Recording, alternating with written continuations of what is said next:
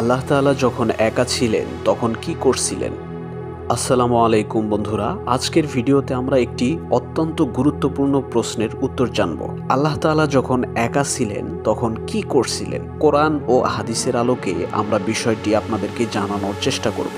মনোযোগ সহকারে আমাদের ভিডিওটি শেষ পর্যন্ত দেখুন। আর আপনি যদি আমাদের চ্যানেলে নতুন হয়ে থাকেন তাহলে অবশ্যই আমাদের ভিডিওতে লাইক কমেন্ট করে চ্যানেলটি সাবস্ক্রাইব করে দেবেন। আল্লাহ তাআলা পবিত্র কোরআনে বলেছেন, তিনি প্রথম ও শেষ, প্রকাশ্য ও অপ্রকাশ্য, আর তিনি সবকিছু সম্পর্কে সর্বজ্ঞ। সূরা হাদীদ ৩ নম্বর আয়াত। অর্থাৎ সৃষ্টির আগে কিছুই ছিল না, না আকাশ, না পৃথিবী, না ফেরেশতা, না মানুষ, কিছুই না। তখন শুধু ছিলেন আল্লাহ তাআলা। তিনি ছিলেন তার পরিপূর্ণ সত্তা এবং অসীম গুণাবলী নিয়ে। রাসূলুল্লাহ সাল্লাল্লাহু আলাইহি ওয়াসাল্লাম বলেছেন, আল্লাহ ছিলেন, তার আগে কিছুই ছিল না। তার আরশ ছিল পানির উপরে এবং তিনি আসমান ও জমিন সৃষ্টি করেছেন। সহিহ বুখারী হাদিস 3191, সহিহ মুসলিম হাদিস নাম্বার 2653। অন্য এক বর্ণনায় এসেছে, আল্লাহ ছিলেন আর কিছুই ছিল না তার সাথে। তিনি তার আরশকে পানির উপরে রেখেছিলেন, তারপর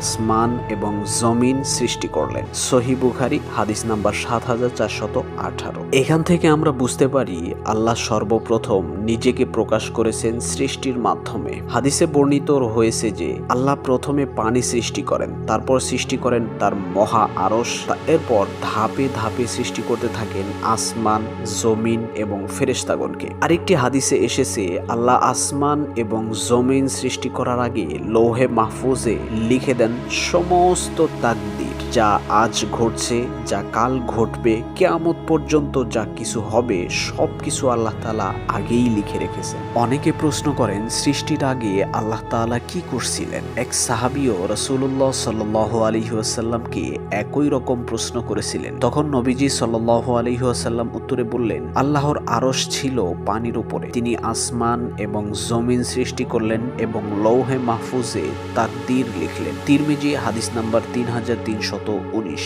কিন্তু মনে রাখতে হবে, আল্লাহর কাজকে আমরা মানুষের মতো বুঝতে পারি না। তিনি সময় ও স্থানের ঊর্ধ্বে। তাকে আমরা কখনো মানুষের মতো অবসর সময় কাটাচ্ছিলেন এভাবে কল্পনা করতে পারি না। তিনি সর্বদা পরিপূর্ণ এবং সর্বশক্তিমান। তো বন্ধুরা, আমরা আজকে শুনতে পারলাম যে আল্লাহ তাআলা যখন একা ছিলেন তখন কি করছিলেন এবং কাজের শুরুটা কোথা থেকে হয়েছিল।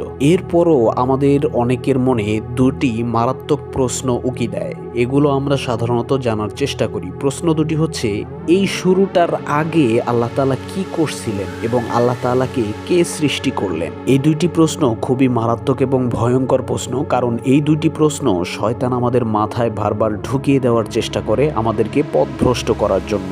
সেটি প্রশ্নের উত্তর একদমই সহজ। পবিত্র কোরআনে এটি বলা রয়েছে, আল্লাহ তাআলাই সর্বপ্রথম এবং আল্লাহ তাআলাই সর্বশেষ। আল্লাহ তাআলার আগে কেউ ছিল না, পৃথিবীর কোনো অস্তিত্ব ছিল না, কোনো জিনিসের কোনো অস্তিত্ব ছিল না। আল্লাহ তাআলাই সর্বপ্রথম এবং আল্লাহ তাআলাই সর্বশেষ, এবং এটা আমাদের ঈমানের বিশ্বাস। এটা আমাদেরকে বিশ্বাস করতেই হবে। এই সমস্ত অনেক প্রশ্নগুলো নাস্তিকরা করে থাকে, তাই আল্লাহ তাআলা এ ব্যাপারে বলেন যে তোমরা আমাকে নিয়ে গবেষণা না করে আমার সৃষ্টি নিয়ে গবেষণা করো, তাতেই তোমাদের মঙ্গল রয়েছে।